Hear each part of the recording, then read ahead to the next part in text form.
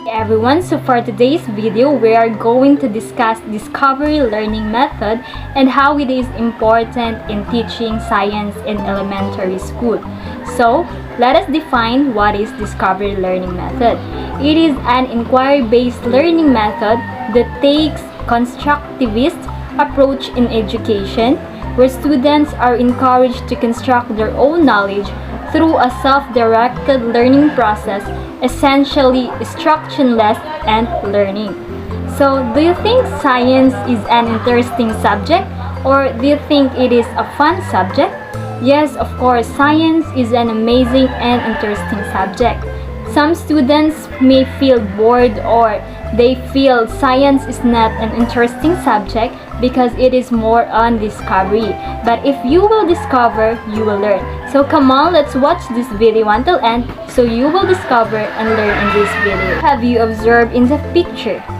Now imagine, these elementary students walk into a classroom and see a basic skeleton with the models of the heart, lungs, kidneys, stomach, and intestine laying on a table in the center room. Students gather around in a circle, see the model organs giggle, and begin to guess the name of each body parts, its function, and through trial and error, figure out where which organ fits in the model. Both lessons has been used by teachers, but one lesson has students actively involved, curious, and engaged. The other relies on direct instruction, rote memorization, and knowing information for the test. One lesson is memorable for the students. The other relies on student memorizing information. Which lesson will have a lasting impression? Teaching methods that rely on student-centered learning are considered a more effective style of teaching because, as the name suggests, lessons are based on the student and meeting his or her psychological needs to achieve learning outcomes. If an educator takes a child's development into consideration, he or she can prepare lessons that will not only engage the student but also leave a lasting impression. 2014 has 5 discovery learning. It includes problem solving, learner management, integrating connecting, information analysis, and failure and feedback. So, John Dewey is a famously wrote about student-centered learning in the early 21st century in his book entitled The Child and the Curriculum. In this book, he stressed that children need a chance to explore, experience, and connect information in order to truly understand and internalize abstract principles. Dewey also felt that curriculum shouldn't be made interesting to students, but should instead already be of interest to students in order to avoid apathy. The most used version of student-centered learning is the discovery learning method.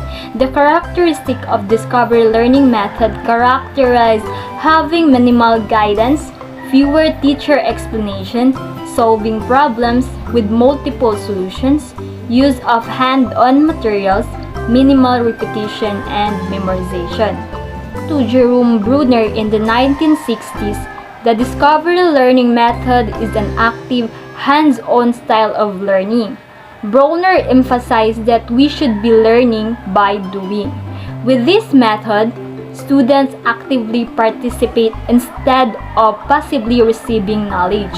Students interact with their environment by exploring and manipulating objects, wrestling with questions and controversies, or performing experiments. They are encouraged to link, ask questions, hypothesize, speculate, cooperate, and collaborate with others. They develop confidence in problem solving and feel comfortable using knowledge they already have. Instead of students being in an empty vessel for a teacher to fill with knowledge, the discovery learning method takes into consideration that all students have some background knowledge that they may be able to apply to the current subject at hand. The discovery learning method is a constructivist theory meaning it is based in the idea that students construct their own understanding and knowledge of the world through experiencing things and reflecting on those experiences. Willy Wonka very famously said, "We are the music makers, we are the dreamers of dreams." Willy Wonka was a constructivist, and his factory constantly used the discovery learning method. That's what made his chocolate factory so exciting to children and adults. Alike, there was hands-on learning and trying in his factory.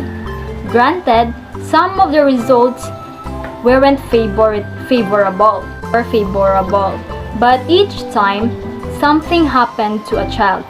An Oompa Loompa would sing a song, not only reiterating the lesson but also reminding the children and adults that they should have something would happen based on their prior knowledge.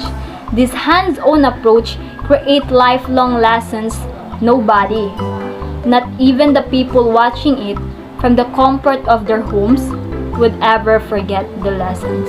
Saying of Willy Wonka, "We are the music makers, we are the dreamers of the dream." It is a poem in the first poem. So why are music makers called the dreamers of the dream?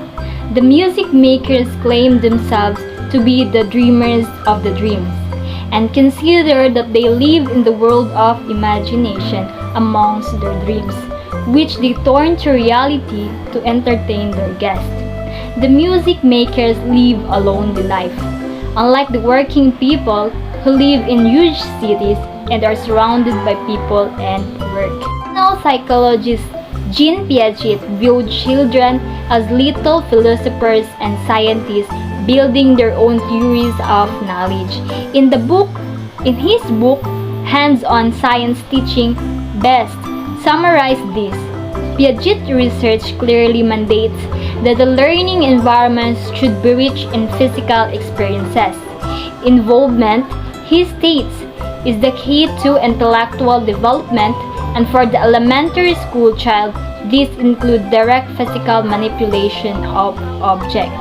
So, in the hands-on teaching, Piaget's book Hands-on Science Teaching, that he summarizes that there is a need in a physical teaching or the physical teaching in the environment, so the students will able to experience that process. Thank you for watching this video.